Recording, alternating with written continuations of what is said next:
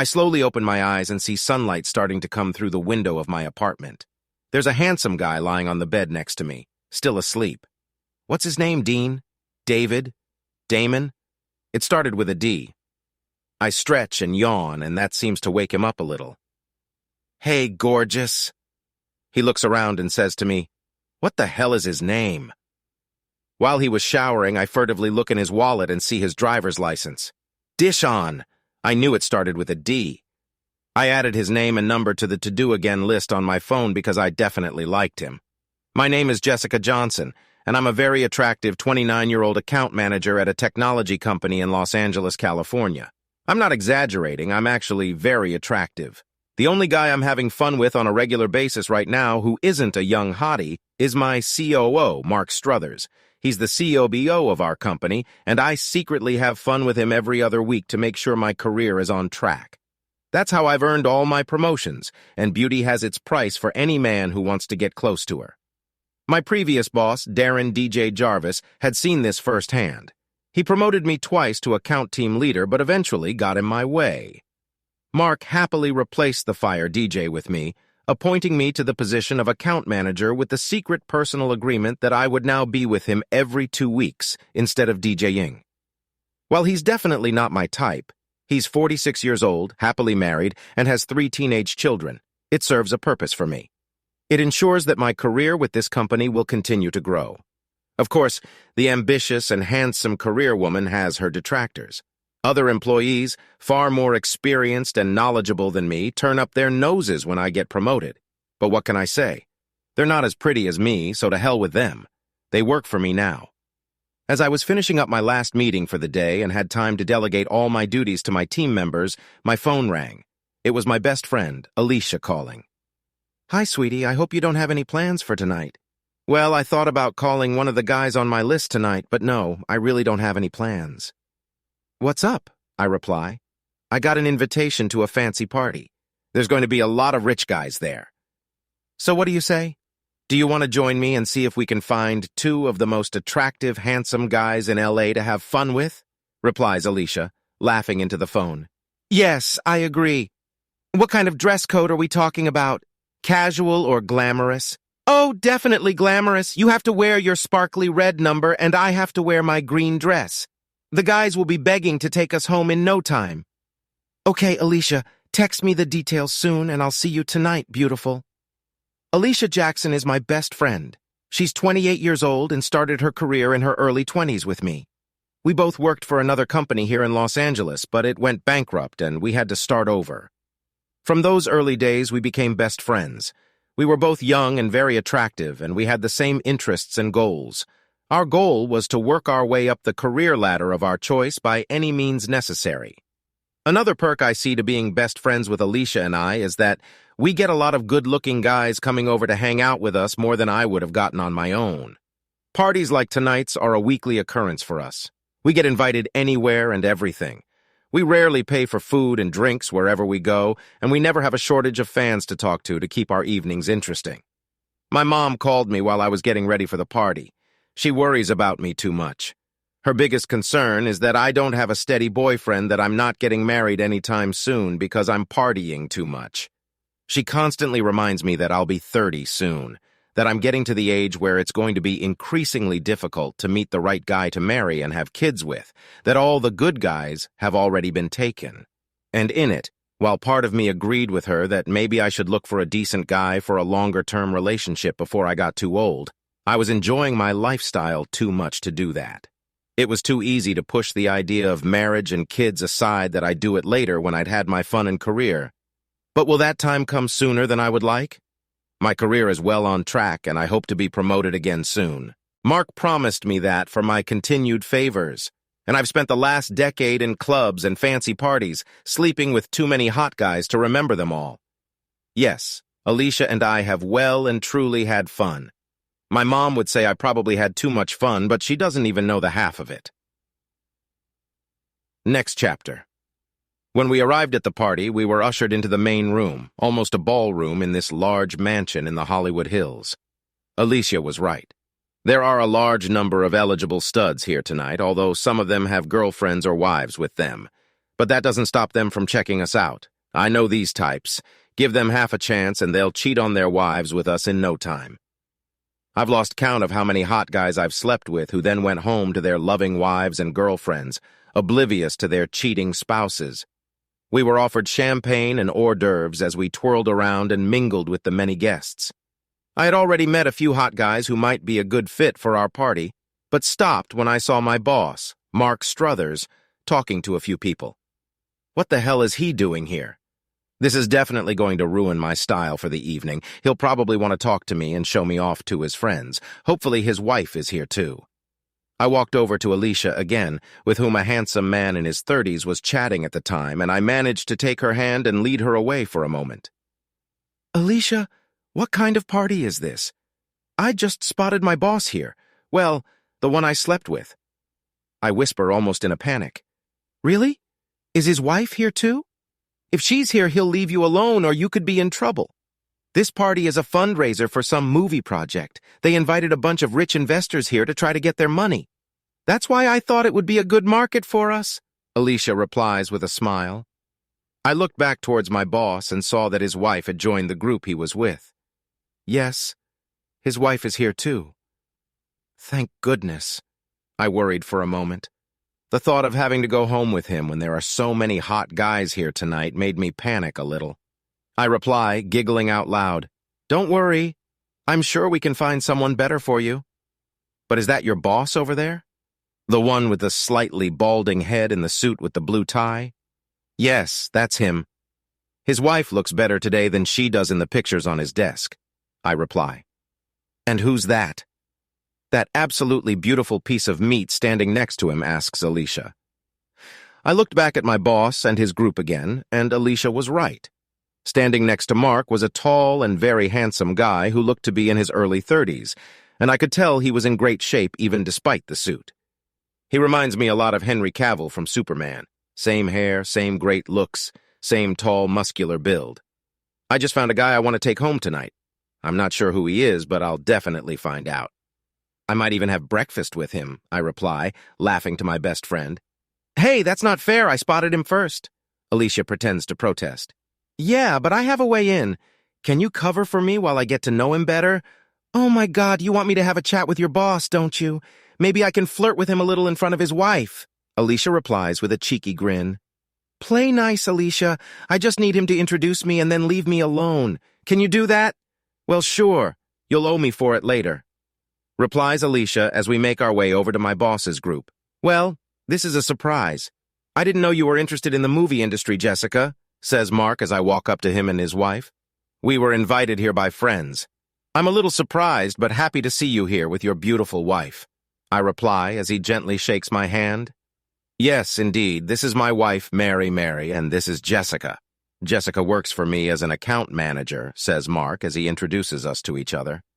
I introduce Alicia to both Mark and his wife, Mary, and then look at the man standing next to Mark, expecting my boss to introduce us as well. Jessica, excuse me, this is Jack Batman. Our company deals with him from time to time. Perhaps we'll work together more closely if the deal for today's project goes through. Jack, this is Jessica Johnson. She's one of the stars on my team, Mark offers. Jack extends his big hand to me and I take it. I can almost feel the electricity between us just from our touch. This is new. Batman, huh? Although I think you're more like Superman. Do you like wearing capes? I ask Jack with a smile. Not really, but I like the idea of wearing underwear outside. He chuckles in response. I realize I'm still holding his hand and slowly let it go, even though I don't feel like it at all. Alicia has struck up a conversation with both Mark and Mary. She's done her thing. Now it's time for me to do mine. Mark mentioned that your company might partner with us more. What do you do, Jack? Well, I used to be a data engineer, and now I'm the CEO of a small company called Data Source that I founded a while back. We have a small but productive team that provides data warehousing solutions here in Los Angeles. We typically partner with large companies like yours on big projects to provide specific needs, and you guys do the rest. Mark and I have worked together a few times in the past, but not in the movie industry. Jack replies, Damn, he knows my boss Mark well, hopefully only in a business sense. That's great. I hope I get a chance to work closely with you soon, I reply. Likewise, are you new to the company? The last time I worked with you, DJ was your account executive. Jack replies, he was my boss. I was promoted after he left. Damn it, he knows that damn DJ too. Now I'm hoping that both Mark and DJ kept their relationship with Jack strictly work-related, although if he knows about me, getting him into bed tonight will be a little easier. I see. Well, congratulations. You must be very good at what you do, replies Jack to me. Oh, let's not talk about work. Tell me about yourself, Jack. Are you married and do you have children? Do you have little Batmen running around saving Gotham? I ask. I'm very curious to know. Surely this guy isn't going to be a bachelor. No, I'm Gotham's only vigilante at the moment. Jack replies with a chuckle, continuing the superhero theme. So, no Vicky Vale either? No Vicky Vale, not even Jessica Johnson. What about you? Are you single, Jessica? No, I just haven't found the right superhero yet. I've never met Batman, though. I reply, smiling at Jack, and he smiles back at me warmly. We continue chatting with each other for the next 10 minutes until my boss cuts into our conversation again.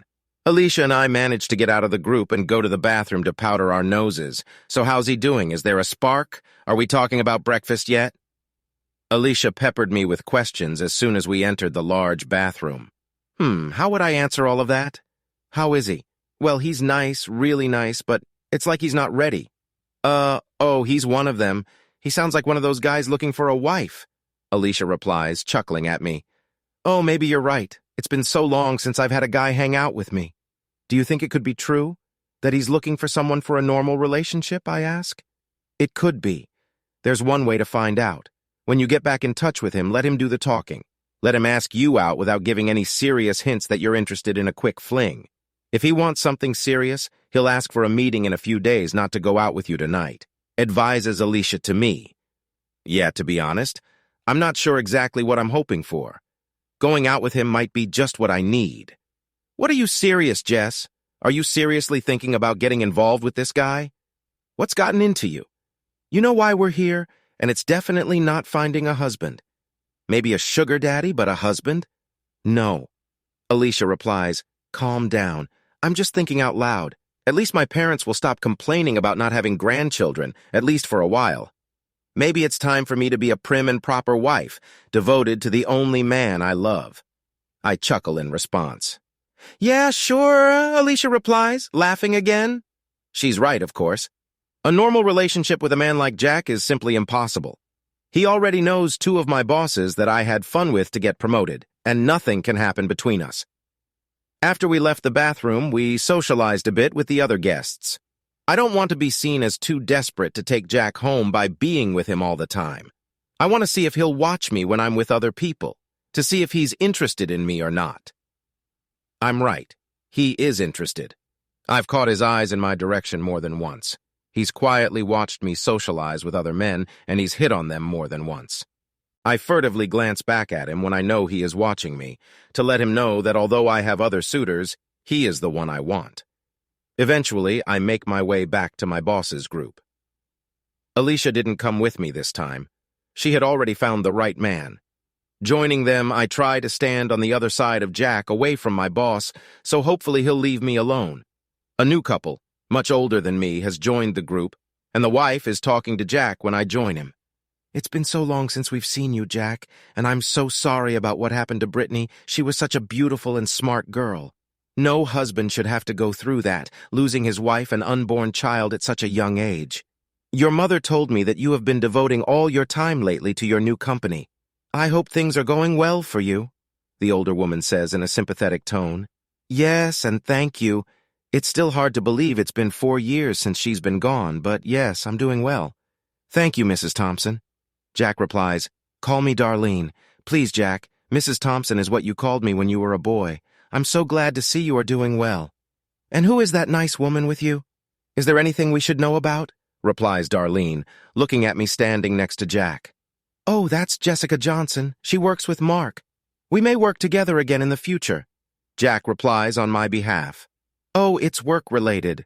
I was hoping there was romance in the air with this beautiful young woman. You have to find someone, Jack. I know it's not easy, but at some point we all have to move on with our lives. Darlene replies, I will find someone, Darlene. I'm sure I'll find someone eventually. Jack replies while Darlene and her husband turn their attention to Mark and his wife, who they also seem to know. Darlene and her husband Tom are old friends of my parents. They know everyone worth knowing in high society in Los Angeles. My mom has no doubt complained to Darlene that I need to find someone to be with. I'm sorry I dragged you into this, Jack says quietly to me. It's okay, Jack. Can we go somewhere and talk for a while? Away from all these people who already know us. Yeah, sure, replies Jack, as I take his hand in mine and we walk to an empty table near the bar. Do you mind if I ask you about your wife about what happened? I ask softly as we sit down together. I don't mind. It's something everyone I know is always asking about in the last few years. How I'm doing. Sorry for the loss and so on. You don't have to ask if you don't want to.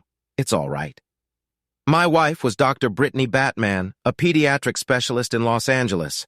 We had been married for 3 years when we decided to start our own family. 6 months pregnant, some stoned teenager crashed her car into an intersection while being chased by police. It's been 4 years since I lost them both. That's what happened. I place my hand on his. I sympathize with him. Darlene and your mom seemed worried that you were devoting all your time to work. Have you had a relationship since your wife died? No, I haven't given it any thought at all.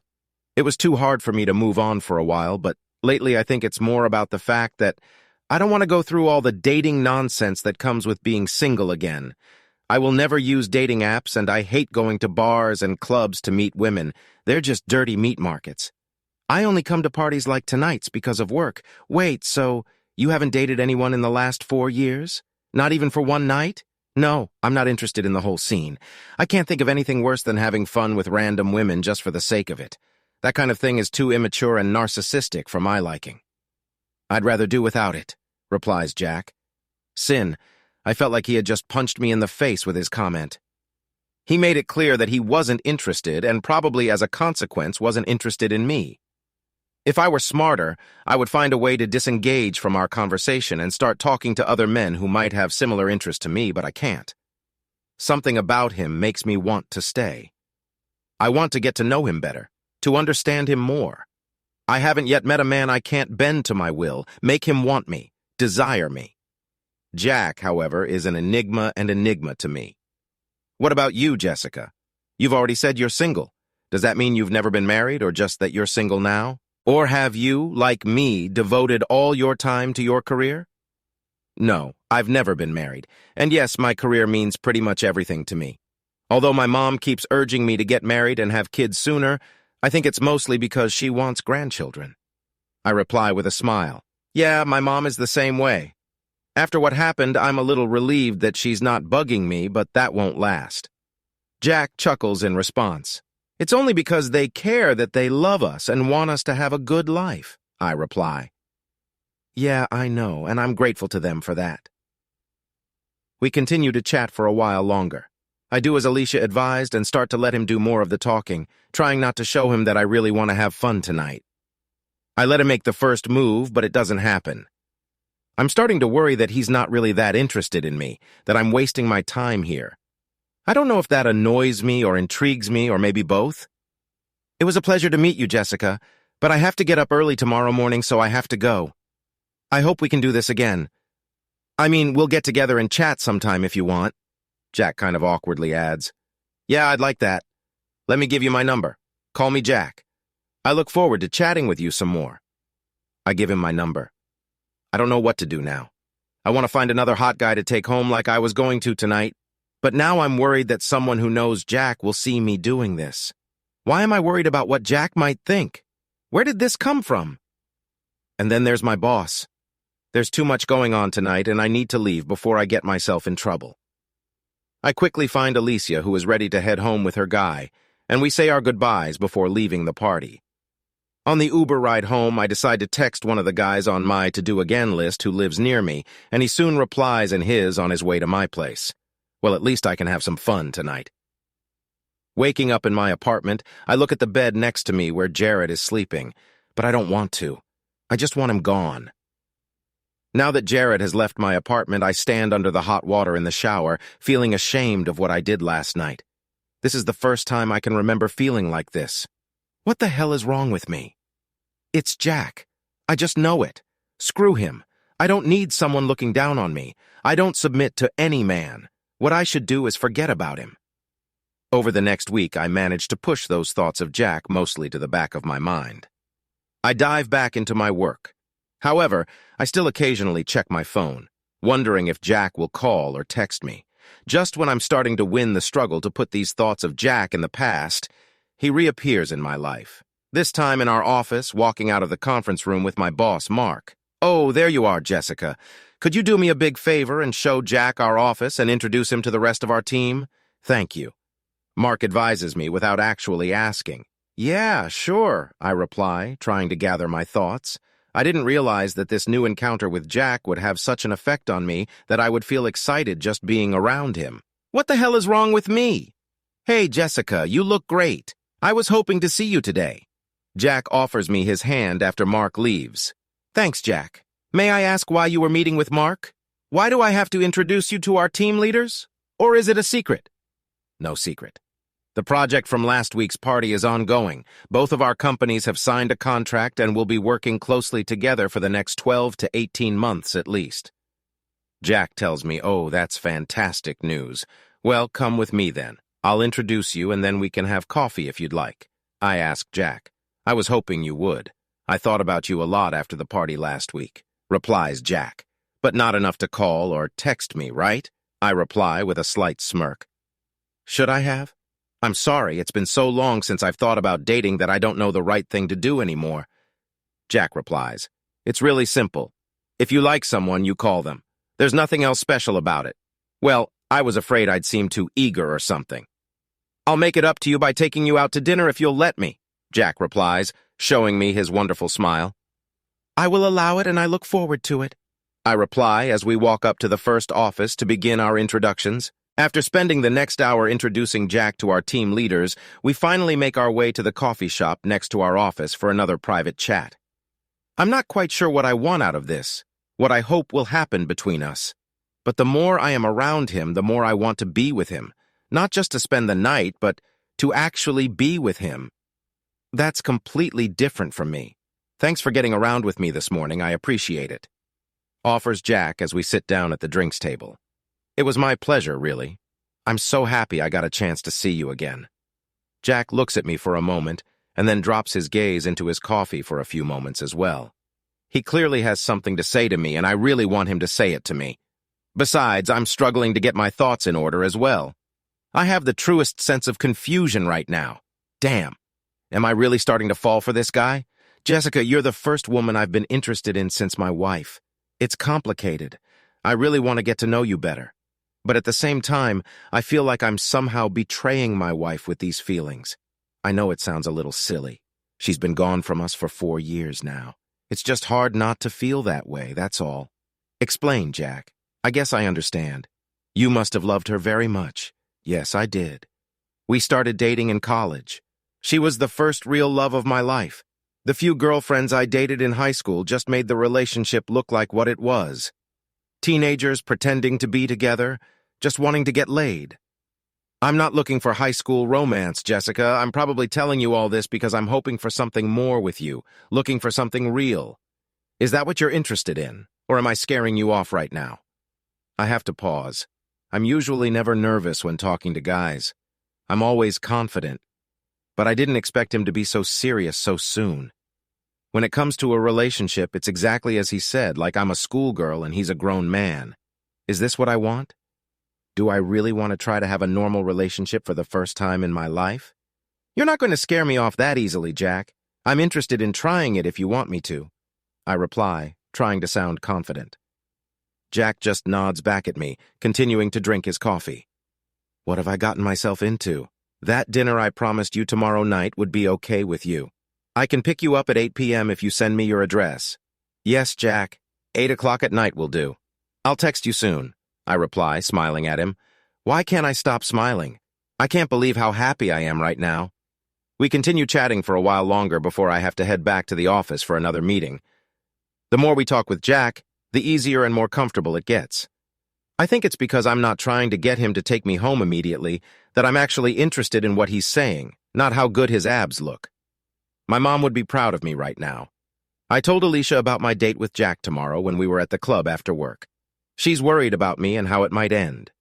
She advises me that men like Jack don't usually marry women like us. That beautiful woman is just a movie, that if he ever found out about my past, he would definitely leave me. We argued about it for a while, and I told Alicia that times have changed, that we modern women can have whatever we want.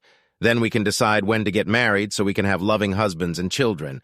We don't have to deny ourselves anything. Alicia used to laugh at me and call me deluded, and maybe she is. But now I really want it all. And that starts with the very fit and handsome Marcus I danced with tonight. I'll think about Jack tomorrow. Next chapter. When I walk out onto the sidewalk in front of my house, I see a very handsome Jack standing in front of a very handsome black Audi sports car in his suit. Now that's more like it. We arrive at a very hard-to-find restaurant in Beverly Hills, and I'm surprised he was able to get a reservation here with such short notice. The Major D greets us and calls Jack by name, which gets even more interesting. We are escorted to our table and offered wine while we order our food. He knew your name, and I'm a little surprised you were able to get us in here. What's going on, Jack? Well, let's just say my parents are well-connected, very well-connected. But just because I can get reservations at restaurants like this doesn't make me a better person. Just lucky. What do your parents do, Jack? Are they super rich or something? They're rich, yeah. My dad is probably what people call a super agent here in L.A. He's recently retired, though. My mother was an actress, and a pretty famous one at that. So why didn't you follow them into the movie business? You certainly have the good looks to be a leading man. I would have swooned watching you take off your shirt and save the universe. Thank you, Jessica. But no, I have no interest in acting or making movies. All the people I grew up around seem so fake, so full of shit with their heads up their own ass. For most of them, all that matters is fame and the money they can make, and then how many women they can get because of their fame and money. And they'll lie and cheat to get what they want without a second thought. It sounds like the business and dating world to me. Not everyone gets everything they're given. They have to take what they want or leave it out most of the time. I reply, what about their dignity when they get where they're going? To look back and see a trail of bodies behind them that they used for their own purposes. What kind of life is that? Are we talking business or dating now? I ask with a smirk. I guess we're talking about both. At the end of the day, you have to be comfortable with yourself, with sticking to your own ideas of right and wrong, not giving into the temptation to take shortcuts.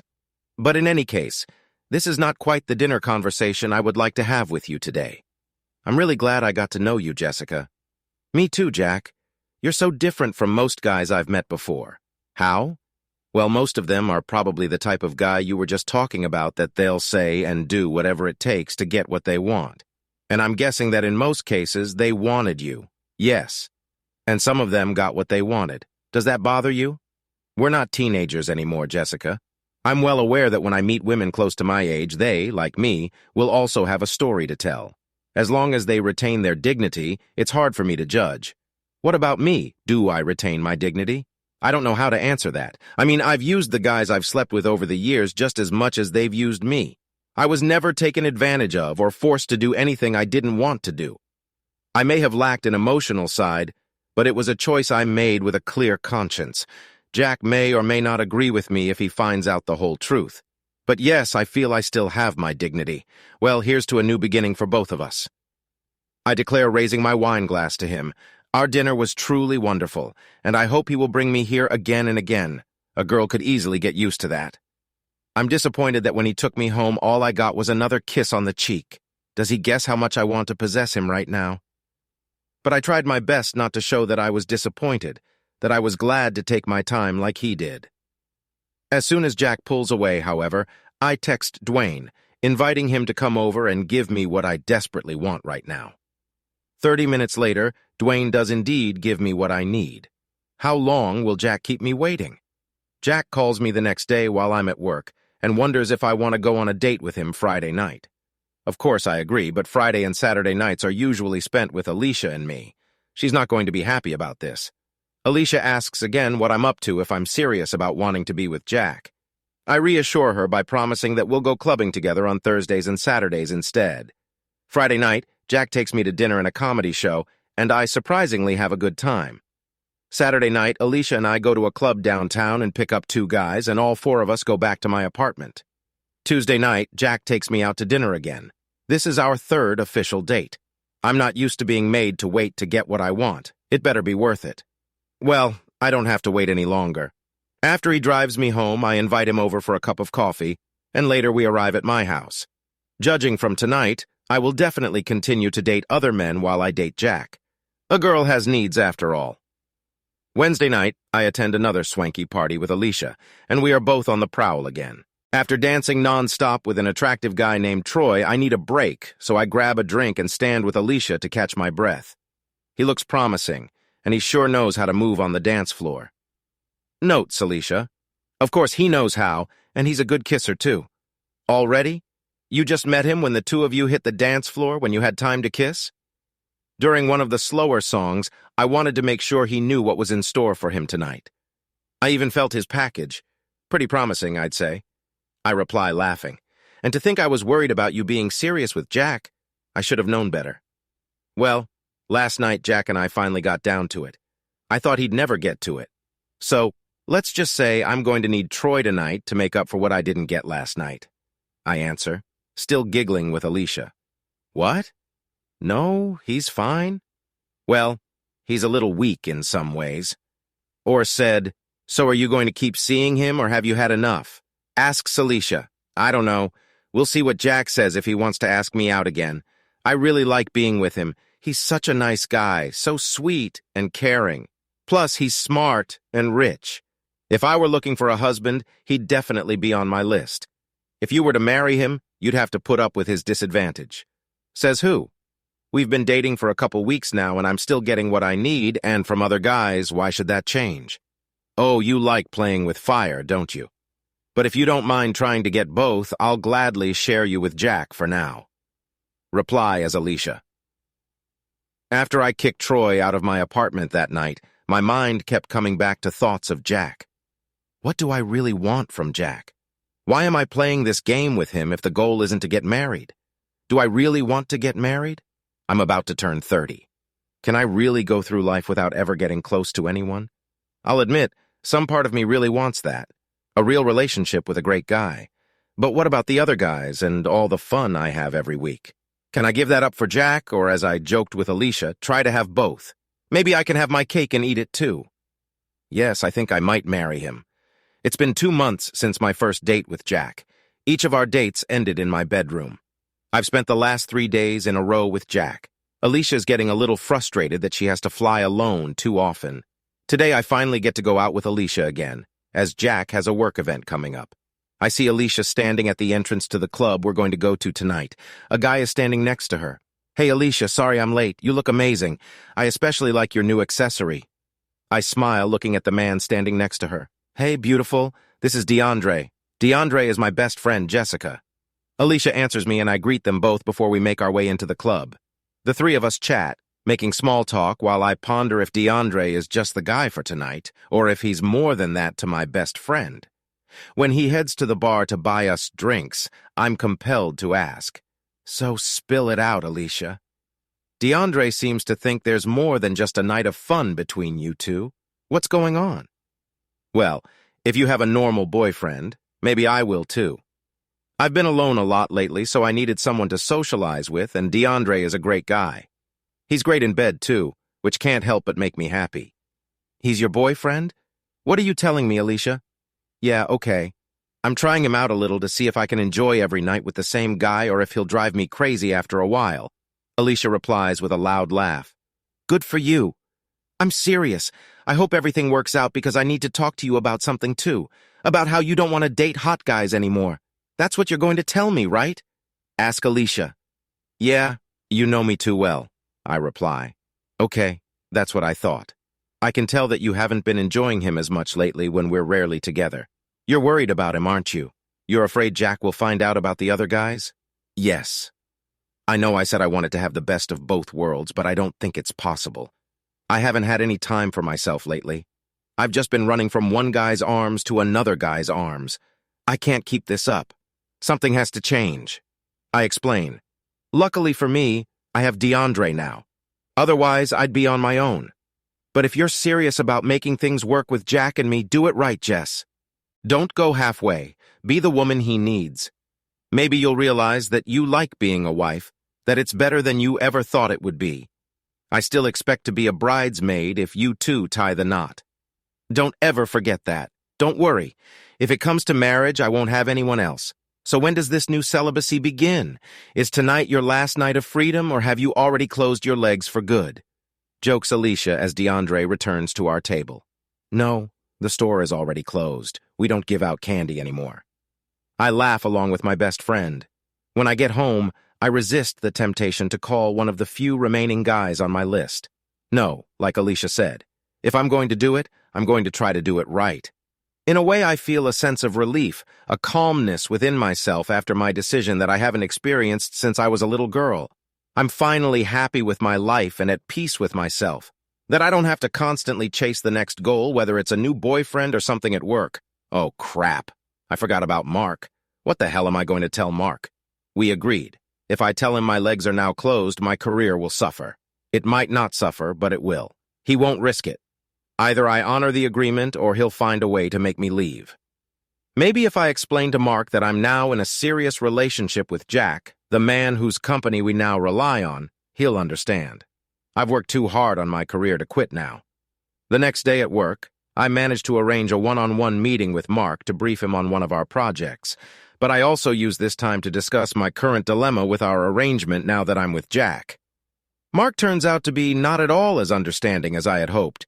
He basically tells me that he doesn't care who I date, that we have an agreement.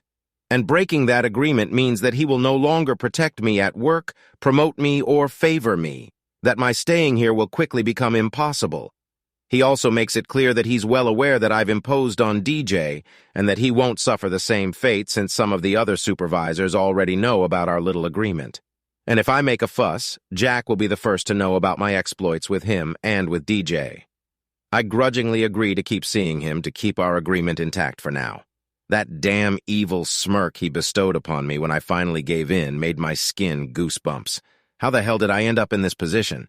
Is my career here really worth having to go through this old ugliness? Okay, I'm not thrilled that I still have to have fun with Mark, but it's not the end of the world. That was until Jack mentioned to me the following week that he's now working for another company too, working closely with one of my former bosses, Darren DJ Jarvis again. I know Mark will keep his mouth shut, but DJ had no reason to do so. Moreover, he will undoubtedly go to great lengths to get back at me. That's not good. Before I wouldn't have cared who DJ could rat out for the way I treated him. But now I have Jack, and I can't believe I'm saying this, but I'm afraid of losing him. No, I'm afraid of losing him. That Jack will find out the truth about me and lose all respect for me. Even that thought makes me uneasy. I always get what I want from men or take it from them. Most of the time, they only see my beauty and willingly give me what I want. Men are needed to be used and abused and then thrown away when they are no longer needed. Why is Jack so different from me? Why does he have this power over me? I never handed that power over to him. In fact, he never gave me power over myself. He didn't give me what I wanted, he gave me what I needed, almost like a parent does for a child. In just a few months, I began to need him far more than I needed anyone else, and now I'm afraid that I won't need him in return. How did this happen? That I started putting other people's feelings before my own. One thing is for sure, I need to get ahead of DJ to make sure I can nullify anything he says to Jack when DJ realizes we're together. Friday night, we spend again at a nice restaurant in Beverly Hills. I'm so comfortable around Jack now that I can hardly remember life without him. So how's your work this week? No major dramas or problems? I ask as we peruse the menu trying to decide what to order. No, everything went smoothly this week. I spent most of today back with DJ, your former boss. He looked at me a little weird when I mentioned we were dating. He didn't say anything, but I understood what he wanted. Was there something going on between you two that I don't know about? Well, to be honest, I've been meaning to talk to you about him for a long time. It's just not an easy conversation to have. I answer while Jack puts the menu on the table, and is about to continue asking when our waiter returns. We hand him our orders before Jack raises his eyebrows at me, waiting for me to continue. So I was in a relationship with DJ. We slept together a few times. At the time, I think he took advantage of me a bit, played on helping my career, said he would help guide me. I reply, "You slept with your boss?" asks Jack, and my sense of horror grows when I see the expression written on his face. Yes, but it's not what it looks like. Like I said, I think he was taking advantage of me, and I realized shortly afterwards what a colossal failure it was to do that to him. So I told him I didn't want to see him anymore. And? Well, he got mad about it. He'd already helped me get the promotion, but now I felt like I was rewarded for sleeping with him. Like it was some kind of payment. When I told him I wouldn't sleep with him anymore, that it was wrong. He threatened to get rid of me, fire me. I felt I had no other choice, so I filed a harassment report against him, which got him fired. Shit, okay. And all of this just slipped your mind to tell me now after I told you I'd be working with him again. What else aren't you telling me, Jessica? Everything. Nothing else. It's just not something you can talk about in normal conversation. I'm not proud of it either, both for sleeping with him in the beginning and for having to defend myself by suing him afterward. If it were up to me, I would never talk about him again. The fact that you're working with him now means it will always come up again. I should have said something sooner. I'm sorry. I'm just ashamed of the whole thing. Well, I'm glad you at least told me about it now. I guess DJ won't be your biggest fan after you fired him. I'm not saying it's your fault, though. As your boss, he shouldn't have gone there in the first place. That's crossing the line. I agree. Why don't we put it behind us? I'd like to forget I ever knew DJ. Jack nods back at me as food is brought to the table. Our conversation continues, and I start thinking about dessert, but not at the restaurant, but with Jack when we get home soon. I want to ask you something, Jessica.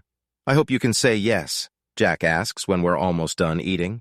Depends if it's handcuffs, I answer with a cheeky grin, and Jack laughs before answering. Not unless that's what you want. I actually want to see if you want to go away with me for a few days. I have some meetings in New York next Friday, and I'd love to spend time with you there. Maybe we can use it as a little vacation for both of us. Yes, I'd be very happy to do that. But we're only talking about next weekend? Well, we'll have to fly out on Thursday, and I'd like to spend a few more days with you, maybe until Tuesday if you can make it. I'll check with Mark, but I'll be fine. I haven't taken a vacation in ages. I've never been to New York either. I'd love to go and look around a bit. We'll see, but we probably won't get any further than a hotel room. I can't promise anything. Jack replies with a warm smile on his face. Really? I'm definitely looking forward to New York now, I reply, rubbing his leg with mine under the table. Jack quickly pays the bill and we head home, back to my apartment again. Every day, Jack becomes more and more everything I need. I can't believe how much he's changed me over the past few months. We're staying at a 5-star hotel in Midtown Manhattan, and we managed to do some sightseeing. On Sunday mornings, we have coffee at a cute cafe, and I can't help but smile when I'm around Jack. For the past few days that we've been in New York, there's one thought that's been running around in my head that I can't seem to get rid of. I'm starting to realize that I really want Jack to marry me. I know I've said before that I think it's a good idea, but now I really want it. More than anything. What are you thinking? Asks Jack, snapping me out of my thoughts. Sorry, I was just a million miles away. Well, what was I thinking about? Just about how I can't believe how good it feels to be here with you. That I'm almost 30 and I'm a little mad at myself for waiting so long for happiness. That it's hard for me to imagine life without you, Jack. Yeah, I feel the same way. I never thought that after losing my wife and child, I would be so happy again. You've given me a second life. Really gave it to me. I nod to Jack in agreement. God, I want this man to marry me. Maybe we should give him a little nudge in the right direction. Maybe we should make it our thing to come to New York as a couple every year. I suggest hoping Jack will see the point of what I'm saying. Yeah, I'd like that. An anniversary of sorts. Maybe we should have an excuse to remember this weekend and celebrate it in the future, Jack suggests, slowly reaching into his pocket and pulling out a small jewelry box. Oh my God, he's one step ahead of me again. Jack sees my eyes widen at the sight of what he pulled out of his pocket. He kneels down in front of me and opens the jewelry box to reveal a beautiful diamond ring. Jessica Johnson, will you marry me? Oh my God, yes, I will marry you, Jack. I continue as we hug and then kiss. Once again, Jack knew what I wanted before I even realized it. He must have planned this whole thing before we even got to New York. What did I do to deserve him? But it's different with Jack now. It's so much deeper than what I had before. My God, maybe I really am in love. The next few weeks flew by and I still managed to keep my legs closed to every other man except Jack. Well, Mark too. I'll admit I missed the time I spent with Alicia. We spent too many years enjoying that lifestyle, and now it's hard to stop wanting it. I feel like I've taken a break with Jack, but deep down I know I'll be craving fun again soon. Maybe after the honeymoon period of our relationship is over. Just recently, Jack suggested that I move in with him too. I know that if I do, it won't be as easy for me to have fun on the side in the future. I told him that I would love to move in with him. His apartment is absolutely wonderful too, but it will take me a few weeks to sort out my stuff. That way I have a few weeks to decide if I can break up with all the other men for good. Maybe I'll just remind myself what it feels like before I give up on them. Maybe it's time for Alicia and I to hit the clubs again. Jack has gone to Vancouver for a few days for work, and this is my last chance to be sure of what I want. Alicia was happy to go clubbing with me again, even though she's still dating DeAndre, but she's not giving up the occasional encounter with other guys. She has informed me that she has a special treat for me tonight, so I'm excited as we pull up to the club. So gorgeous. What is this special treat you told me about? I ask, sipping my vodka martini. Well, consider it my engagement present to you. I know I'm 2 months late, but you'll agree it's better late than never when you see what it is. Alicia replies with a cheeky smile and a giggle. And no DeAndre today? I told him it's a special night for the two of us. I love him, but you know variety is the spice of life, right? DeAndre isn't enough for you, is he? No, it's not enough. And if Jack was enough for you, you wouldn't be here with me right now either. We're going to have a lot of fun tonight, just wait and see. Alicia laughs back. Maybe she's right. If I really love Jack, wouldn't he be everything I need? But I love him. I can't imagine myself without him. So why am I here? Why am I so looking forward to tonight's special treat? As if on cue, 4 men approach and join us at the table, greet Alicia with kisses on the cheek, and then introduce me. Jessica, these are my engagement gifts to you. They won't just spend the night with us. They will give us the best night of our lives. I'm so happy for you and Jack. Now let's go and rejoice. After dancing with each of the guys in turn and having a few more drinks to cheer us on, we decide it's time for the real fun to begin. We all head back to my apartment since it's a little bigger than Alicia's. I guess I don't need to tell you what we did in the apartment. I decide to use the few weeks I have before I move in with Jack to continue sleeping with other guys, reasoning to myself that I'm just diffusing the situation and that I'd be done with it when I lived with him. 3 of the guys I've slept with in that time are the few remaining guys on my to-do-again list. After moving in with Jack, it took me a while to get things straightened out. So much so that I didn't even think about having fun on the side for the next few weeks. That all changed when I was able to spend the night with Alicia again. We picked up 2 very handsome guys at a club and went back to Alicia's apartment to have some fun. I realized that I didn't really want to stop having my boyfriends on the side, that I needed them just as much as I needed the love I was getting from Jack. I also started hinting to Jack that I might move to work for him, asking him about how well his company was managing its client relationship portfolio. Jack has already stated that he wants me to work for him, but he doesn't want to turn up his nose at Mark by taking me away while the 2 companies are still working together. I'll change his mind, but I'll wait until we're married first. We'll be married in just 2 months, but before that, it will be my approaching 30th birthday. That's not exactly a milestone I want to celebrate. If I could stay in my 20s, forever young and beautiful, I would. But at least I'll soon marry a very handsome and successful man to soften the blow.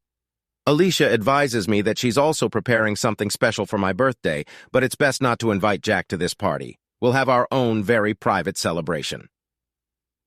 Next chapter. I arrive at a Gallup event in Los Angeles with a very handsome Jack under my arm. It's a charity event that Jack's company supports. We both look fantastic. We are admired by both men and women. We really do make a great couple, both extremely attractive and successful. We start the evening twirling around together and greeting people, but at some point, Jack is whisked away from another CEO to discuss work, and I'm left chatting with several other attractive women that I have no idea who they belong to. I say that because they are all clearly trophy wives, as none of them seem to have the intelligence or ambition to be here on their own merits. Soon after, I look around for my fiancé, but he is nowhere to be seen. I decide I'd rather continue walking around the city than stay here with these empty women. And as I leave our little circle, I almost bump into a tall man. When he turns to face me, I'm a little shocked. His name is Jason. I remember him. Well, what do we have here? Jessica, my goodness, you look fantastic in your clothes for a change. Jason says, "Hey, Jason, long time no see. What are you doing here?" I could ask you the same question. Are you looking for a rich sugar daddy for tonight, or are you more interested in rekindling our relationship? No, I'm here with my fiancé. Unfortunately, he's been dragged off somewhere to discuss work. Oh, really? I didn't choose you as my fiancé? I guess he has no idea what you do in your spare time. No, he doesn't. And I'd like to keep it that way. Hey, don't worry. I'll never tell him, but I'd still like to renew our friendship. I heard you've been seeing two of my boyfriends lately, and I've been feeling a little left out. Jason replies, "Well, I'm sure we can fix that little oversight, just not tonight, okay? Okay, I'll take you up on that. Just don't keep me waiting too long. I won't. Talk to Alicia. I'm sure she'll be able to make an appointment very soon." Okay? I reply, after which we both split up to go about our business. I wander around the ballroom some more before I come across one of the attractive trophy wives I was talking to earlier. She smiles at me and takes my hand firmly, leading me away from the other visitors. What the hell is she up to? I just want to tell you that Jason is off limits. You hear me? Unless you want your future husband, Jack Batman, to know about everything you've been up to, and about all the men, including Jason. The woman speaks in a serious tone, but still manages to outwardly smile. I'm sorry. Who do you think you are? I reply firmly while managing to smile at everyone who looks in our direction. I'm someone who knows exactly who you are, Jessica Johnson. It doesn't have to get ugly. You just have to remember that Jason is mine, not yours. Find yourself another stud and leave him alone. She repeats, wait, he's your boyfriend? I thought you were one of those trophy wives waiting for their husbands to return. If so, Jason is all yours. I reply that I don't need the attention to me and whoever I was having fun with, especially since Jack is here. Don't be stupid, the woman replies, and I still don't know who she is. Who are you? How do you know me and that I know Jason? Did he tell you? No, he didn't tell me at first. I saw you leaving the club with him and 3 of his friends one night. I got the rest out of him later. Wait, step back. You know both me and Alicia? Did you see us with those guys? Surely you're one of those married women who go to clubs to hook up and cheat on their husbands. But how do you know our names? I already know who you are. We've met before. Not that you remember me, of course, but you probably remember my husband. After all, you're the reason he got fired. Oh my, you're Tina Jarvis, the DJ's wife, aren't you? That's right. You ruined his career and made my life difficult. Now I'm not going to let you ruin my little arrangement with Jason. Stay away from him. Don't worry. Jason can be all yours tonight. I know how bad DJ is in bed. It must be frustrating for you to put up with that. I reply, smiling at the people around me. Don't you dare talk about my husband. You have no right to bitch. Not after what you did to him, you cheap, ambitious little whore, states Tina, getting a little emotional. Okay, we're done here. Go to your pathetic husband and be thankful I'm not taking Jason away from you as well, I reply firmly. I've had enough of this arrogant bitch. I walk away from her annoyed that I have to put up with this crap. Not long after that, I finally spot Jack shit. He's talking to the DJ. Can this night get any worse? Yes, it could.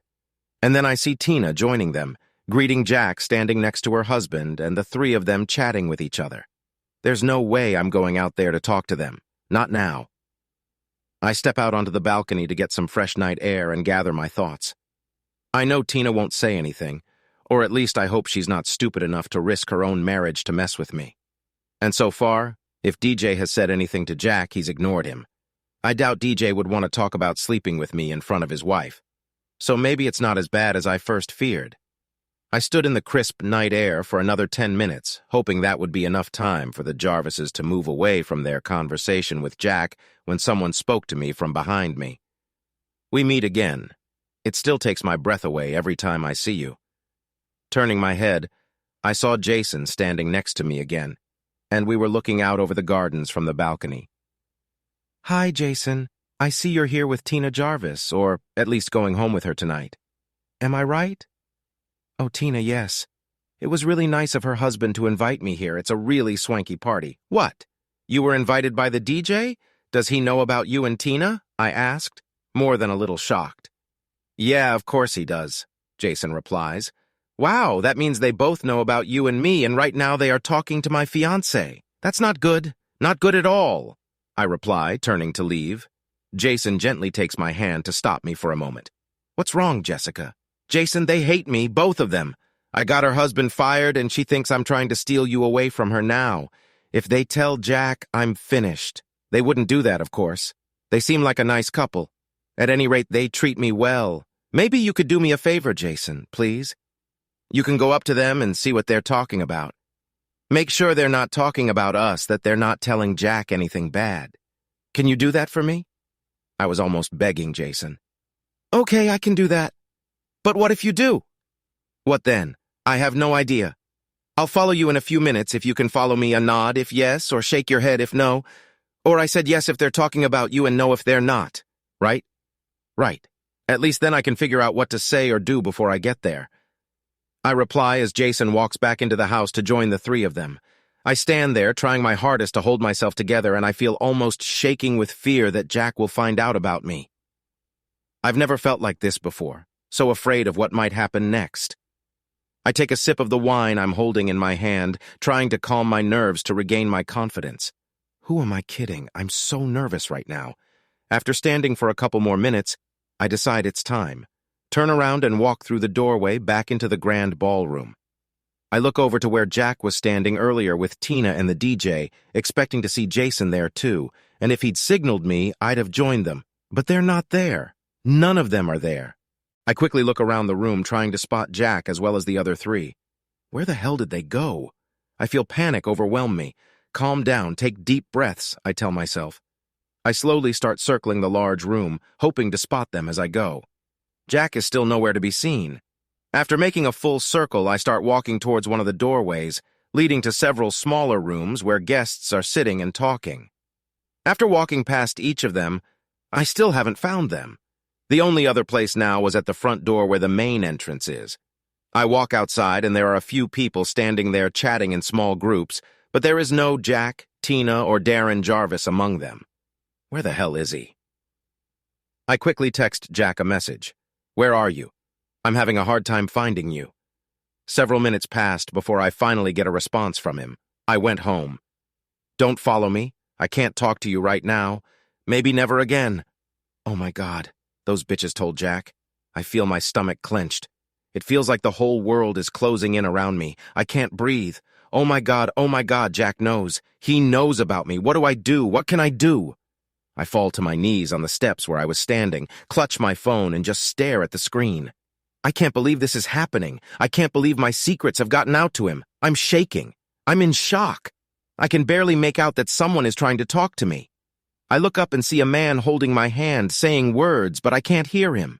Everything around me is hazy. Everything is falling into darkness. Slowly, my eyes start to open. I'm sitting in a chair and a woman is talking softly next to me. Hi, there you are. You're going to be fine, sweetheart. Just take it easy for a few more minutes until you come to your senses. Everything's going to be okay. What happened? Where am I? I ask, still trying to gather my thoughts. It's okay. Just be patient for a little while, okay? You pretended to be outside. It's okay now. You are indoors. Just give yourself some time and take a few deep breaths for me, the girl informed me. I followed her instructions. It seemed to help. Everything came over me again. Jack, I need to see Jack. I try to get to my feet, but I'm still a little wobbly, and the woman next to me takes my hand for support. Don't be too quick. Give yourself time. I don't want you to fake us out again. I faked it. I'm fine. I need to go home. I reply to the woman helping me. John, ask Charles to bring the car around, please. She orders the guy standing at the door. I'm fine. I can take an Uber. I reply. I won't hear anything like that. You're Jessica, aren't you? Jack's fiancé? I'm Catherine. I have a charity event tonight. My driver Charles will take you home. I'm not going to trust you to some random person in the state you're in. Just give him the address and he'll take care of you. Okay? Okay. And thanks for everything. I reply to Catherine as I'm escorted out by the man Catherine was just talking to.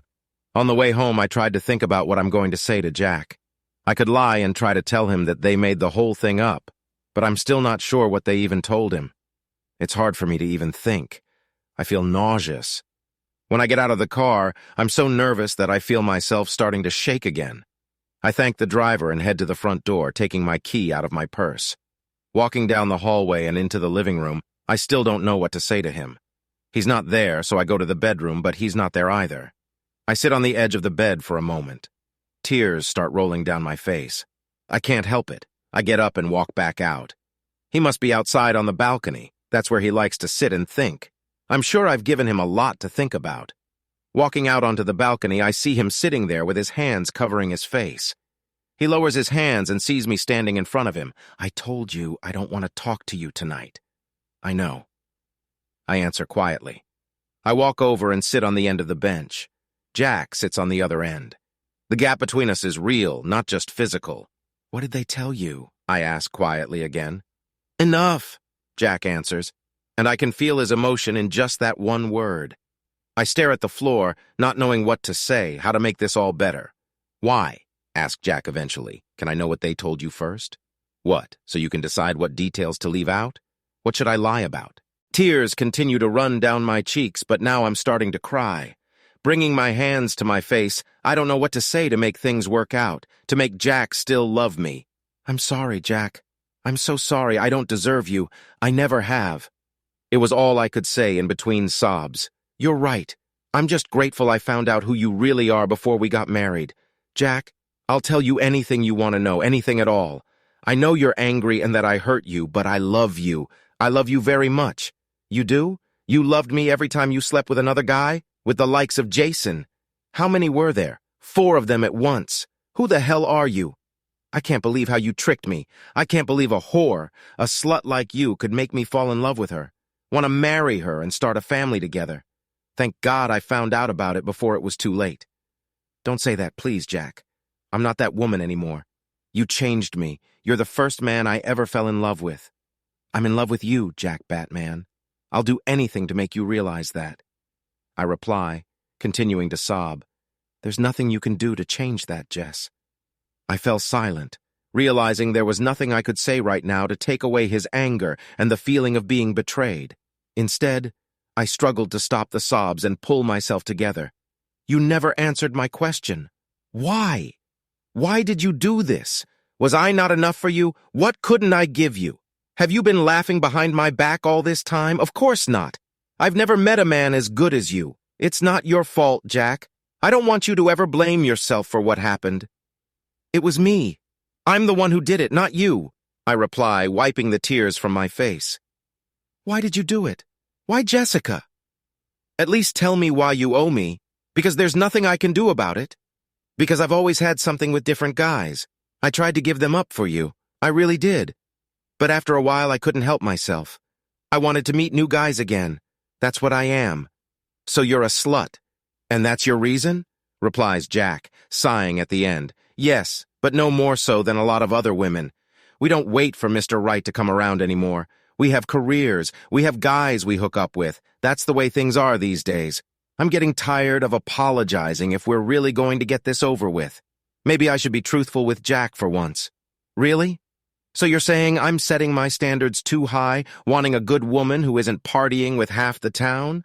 Maybe. We'll all lie to you. Pretend to be someone we're not. Take Tina Jarvis, for example. Is she your idea of a good woman worth marrying? Don't blame Tina and Darren for getting caught. You're not showing your best qualities right now, are you sure? I don't know what they told you, but she mentioned that she's mad at me today because she mistakenly thinks I'm trying to steal Jason from her. Tina and her married friends go to the same clubs as Alicia and I and date the same guys we do. I reply, probably getting a little annoyed myself.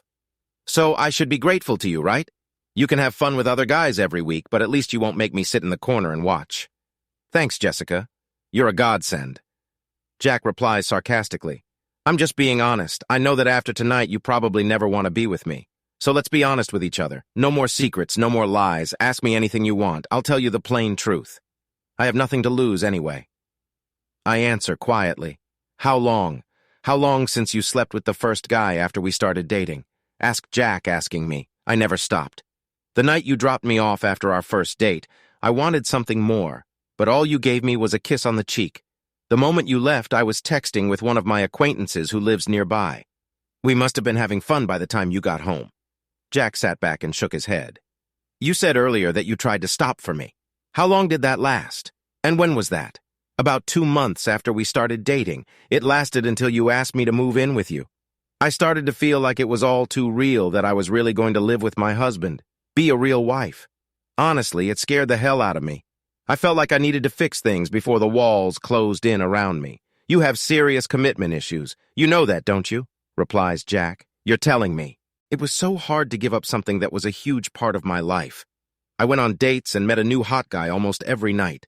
It's something I did for years, but I never let guys get close to me. I mean emotionally. And I was never in love until you came along.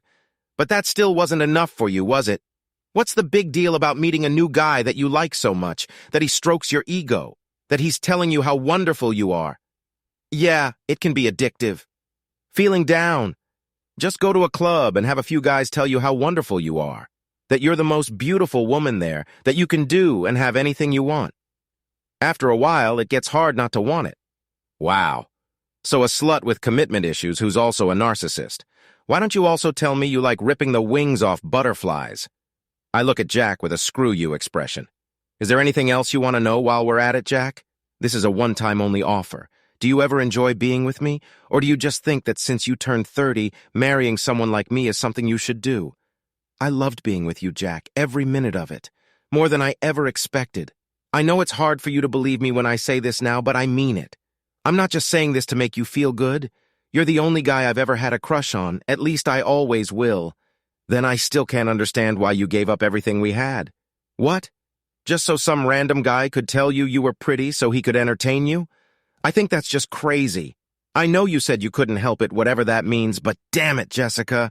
I was willing to give you everything and all you wanted to do was have fun with other guys. I don't understand you at all, I know. And now I wish I'd never wanted them either, but I guess I'll just have to live with it. One last question. Were you still planning on having fun with other guys after we got married? I'm not sure, but probably. Alicia is planning a special birthday party for me next week that I was going to keep a secret from you. I think there's something wrong with me. Yeah, but I'm sure you're going to go to the party next week anyway, aren't you? After everything that's happened, I probably am. Yes. No doubt Alicia will tell me it's for my own good after you broke up our marriage, that I should go back and have some fun. Though it was that fun that got me into this predicament in the first place. Well, there's one difference now, Jessica. And what's that? You're 30 now. Then you can be like Tina, jealous of someone younger and prettier taking her away for the night, except even women like Tina are all married. At least they have someone to go home to when they're done. You're just going back to an empty apartment. I hope it's everything you dreamed it would be. I turned away from him, not wanting to admit that he might be right. I just couldn't. Well, we're done here, Jessica. You need to call Alicia to come pick you up and get your stuff. You're not staying here overnight. In fact, I hope this is the last time we see each other outside of work. I stood up and looked at Jack one last time before going inside and texting Alicia and then leaving Jack's house for good. Next chapter. We had a special party for my 30th birthday, and yes, there were a few guys at the party. During that night, but especially afterward, I felt terribly lonely. I felt like I was just pretending to enjoy myself like I had thousands of times before. But it wasn't like that. Not at all. I was beginning to realize that they had all lied to us, and I had been lying to myself for the past 10 years. All of my teachers, right down to Hollywood movies and social media, have told us that we should strive to be a successful career woman, that we can have anything we want, that we don't need a man to live a full and fulfilling life. So where is my full and fulfilling life? Devoting my entire working life to a company that doesn't want me to get married or have children is supposed to be fulfilling. Being alone at 30 with no husband to love, no children to take care of, is that supposed to be rewarding? Am I really going to remain just another 30-year-old woman who sadly clings to the remnants of youth but always ends up alone? Is this supposed to be my feminine strength? Is that what makes me a girl boss? Maybe I should just get some cats and complete this meme that has become my life. But still, when I go to clubs and meet all these empty and superficial good-looking guys, they still tell me that I'm beautiful, that I'm gorgeous and smart. They'll tell me anything I want to hear just for one thing. I always ridiculed those traditional women who wanted to get married early, have a family, and live a happy life. I thought they were delusional, looked down on them, and thought I was always better than them, that I would have it all. But I don't, and I never have. All I want more than anything in the world right now is to love Jack, And for Jack to love me just as much. To start a family with him, have children together someday, and grow old happily with him by my side. And that's something I can never have, no matter how much I wanted. I miss him so much I can't believe how hard it was to move on without him. It only took one decent man to turn my world upside down, to show me how wrong I was all along. I'd gladly give up every man I'd ever been with just to have Jack back in my life, but he'll never take me back, and why would he? And it's all my fault, so much for having everything. If only emptiness and loneliness wasn't what they meant all along, the end. Thanks for watching, I hope you enjoyed it, so subscribe to my channel and watch the next video.